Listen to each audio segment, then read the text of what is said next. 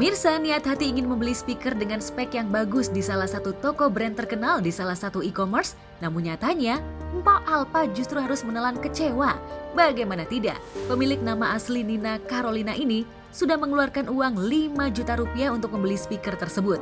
Namun nyatanya saat barang datang, Mpok Alpa justru hanya menerima 1 saset kopi. Kronologi ceritanya itu sebenarnya gue udah pengen belanja si sound system itu udah lama, dari sebulan 2 bulan yang lalu. Cuman di toko di Jakarta itu emang nggak ada, udah telepon store-nya langsung nggak ada. Pokoknya daerah Jakarta dah, pokoknya sampai nyusup tuh nggak ada. Akhirnya ada lah yang di luar kota tuh, ya kan, di daerah Purwokerto ya Pak? Bukan Purwodadi, Purworejo dah pokoknya. Purworejo dari Jawa dah pokoknya. Nyaut lah dia, kan kalau kita belanja mah kan kagak mungkin kita langsung belanja baik ya. Kita ini kontak-kontakan dulu tuh sama si pedagangnya. Ini ready nggak Kak gitu. Ready Kak, langsung dia order aja. Lah kan kita langsung hilap ya. Udah langsung ini keranjang, langsung kita bayar. Udah gitu harganya emang udah masuk akal. Itu harganya emang 5 juta. Agak mahalan dikit, biar kata gue emang udah langka barangnya, biarin dah kata gue gitu. 5.540 berapa ya gitu. Belanja lah gua. Oke, seneng nih. Nah, kan udah mau perjalanan kan kita perhatiin tuh, udah nyampe Pemalang, udah nyampe di Anu tuh hari itu kita perhatiin tuh, kita cek udah. Pas udah nyampe Cilandak udah girang nih gue. Wah, udah nyampe Cilandak nih, mau nyampe tujuan nih, wah. Udah nyampe katanya ke rumah. Gue panggil si Mbak, ada paketan nyampe no Mbak, kata gue gitu. Iya Bu, nyampe kecok-kecok naik tangga. Mana Mbak paketannya? Ini Bu. Hah? Segini? Kan gede Mbak. Emang segini doang Bu nyampenya. Langsung, ada temen gua di situ. Dia megang handphone gua. Dicat lah si tokonya itu. Mbak, kok ini nggak sesuai sih barangnya yang datang. Unboxing. Kan di situ ada unboxingan tuh. Kita unboxing, back, udah. Isinya cuma kopi sasetan 1 doang, udah ya harganya 1.500 sampai 1.000 udah tuh, udah Mbak ini gini nih, nggak direspon juga padahal online, udah. Mengetahui barang yang datang tak sesuai pesanan, tentu saja membuat Po Alpa emosi dan meradang lantaran sudah merasa tertipu. Dalam akun Instagramnya, Po Alpa pun mengungkapkan kekesalannya. Telah terjadi penipuan buat para pembeli di toko Oren ya. Yang belanja yang di toko Oren, tahu kan toko Oren? Ini biar takutnya gini, buat teman-teman, buat para ibu, mak-mak yang rajin belanja di online ya kan, takutnya gini. Kalau belanja tiba-tiba tidak sesuai gitu, terus duitnya tidak balik lagi, itu yang kasihan. Apalagi bayarnya pakai paylater, bener kagak? Nah itu dia, makanya Empo speak up seperti ini karena takutnya udah ada terjadi yang ada 1, 2, 3 orang. Ada kejadian tuh nggak sesuai, beli jepitan ternyata yang nyampe kolor kayak gitu kan, beli sabun nyampenya sendal jepit sebelah kayak gitu. Makanya Empo speak up seperti ini karena buat mewakili mak-mak yang udah belanja nggak sesuai apa yang dia belanja, intinya masih itu. Tapi alhamdulillah duit Empo udah kebalik. Nah, ya, Po Alpa yang sudah mengeluarkan uang jutaan rupiah awalnya tak merasa curiga lantaran saat chat dengan penjualnya, sang penjualnya merespon dengan cepat, serta nilai penjualannya cukup meyakinkan. Tak ayal saat barang datang tak sesuai, membuat Po Alpa syok dan merasa tertipu. Lantas benarkah Po Alpa langsung komplain ke penjual? Nah dari pihak penjualannya juga nggak ada etika baik, nggak ada. Kita kan dari ngomong dari udah baik-baik ya, ini gimana kok nggak sesuai kata dia. Dari pihak dia nggak direspon gitu intinya.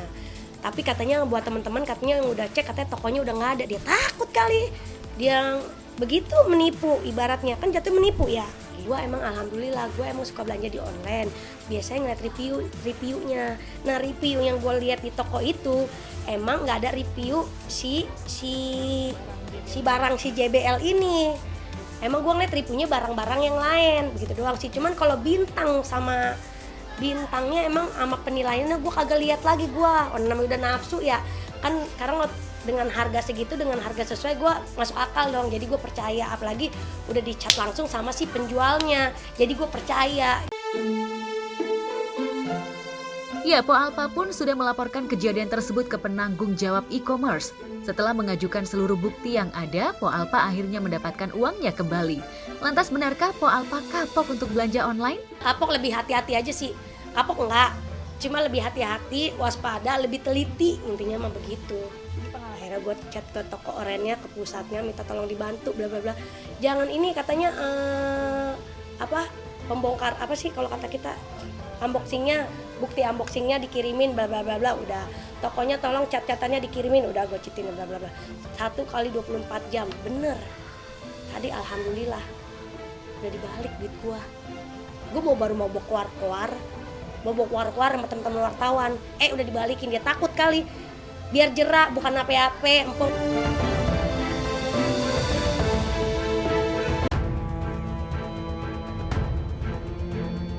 Sementara itu, warga di Jalan Tangkupan Perahu Setiabudi, Jakarta Selatan kemarin dikejutkan dengan suara ledakan di salah satu rumah. Ledakan tersebut rupanya berasal dari septic tank dan akibat ledakan tersebut menewaskan 1 orang. Ya, selain menewaskan 1 orang, ledakan septic tank juga melukai 3 orang. Hingga kini pihak kepolisian masih menyelidiki perihal penyebab ledakan tersebut lantaran masih proses evakuasi. Setelah dilakukan pengecekan TKP awal oleh Kapolsek Setiabudi, korban menemukan benda berwarna terang seperti putih pada benda tersebut. Kemudian berdasarkan keterangan saksi, korban memukul benda tersebut dan akhirnya menimbulkan ledakan. Meski masih proses penyelidikan, namun kabarnya ledakan tersebut berasal dari bom yang dikubur. Saat ini kita sedang melakukan penyelidikan ya. Kita melaksanakan penyelidikan secara induktif. Sekali lagi kami menerapkan kolaborasi interprofesi. Kami menghadirkan dalam hal ini dari Laboratorium Forensik Baris Krim Polri ya, dari bidang balistik metodologi forensik, kemudian juga kedokteran forensik, kemudian juga dari Inafis, tim penjinak bom Gegana Polda Metro Jaya. Dan sekarang kita sudah melaksanakan penyelidikan di TKP bersama-sama. Kemudian kita teliti di sini dan kemudian ada beberapa barang yang kita bawa hasil penyelidikan ini dan kita simpulkan nanti secara bersamaan, baik itu kesimpulan dari kedokteran forensik, laboratorium forensik, kemudian JIBOM akan berdiskusi di sini, berkolaborasi untuk menentukan apakah jenis bom yang kita temukan, apa jenis bom tertentu. Ya, ledakan septic tank memang bukan kali ini pertama terjadi. Sebelumnya, septic tank meledak di daerah Sulawesi Selatan yang mengakibatkan 1 orang luka. Ledakan tersebut akibat salah seorang merokok saat sedang buang air besar. Lantas, apa tanggapan sejumlah selebriti terkait ledakan septic tank? Nah, gue pernah denger soal septic tank yang meledak, dan memang kalau nggak salah tergantung dari kontraktor waktu dia berbangun itu gimana prosesnya.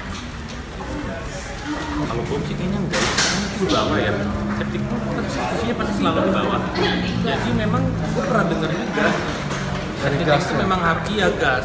Jadi harus ada bukan ventilasi sih, udara supaya masuk keluar itu nggak ngekep gitu loh di dalam. Jadi bisa. Itu semoga ada keadilan ya buat korban jiwa dan sama buat keluarganya, karena kasihan banget, terus juga turut berduka cita juga aku sama korbannya ya. Semoga bisa diselidiki ya segera.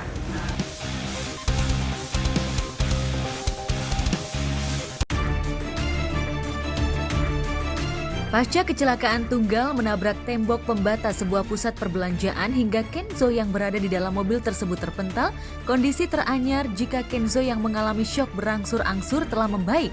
Hal itu diungkap Paula Verhoeven saat ditemui usai menghadiri acara. Kita dari sini juga, jadi memang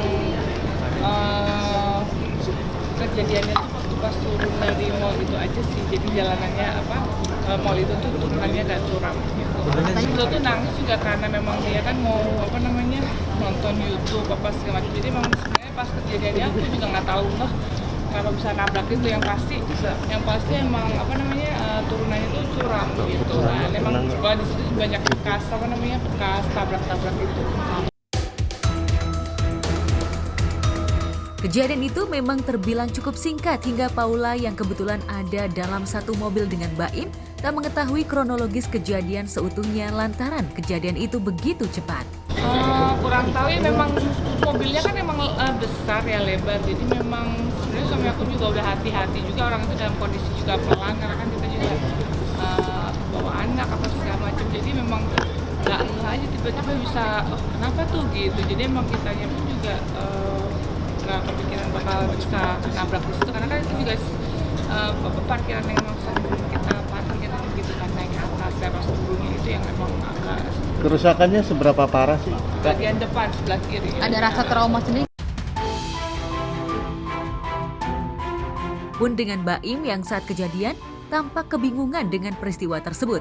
Apalagi ia juga tampak heran dengan kondisi bodi mobil depannya yang ringsek parah. Jadi sebenarnya itu kan bukan pokoknya terima kasih udah banyak yang khawatir, banyak yang WhatsApp apa semuanya, terima kasih buat perhatiannya.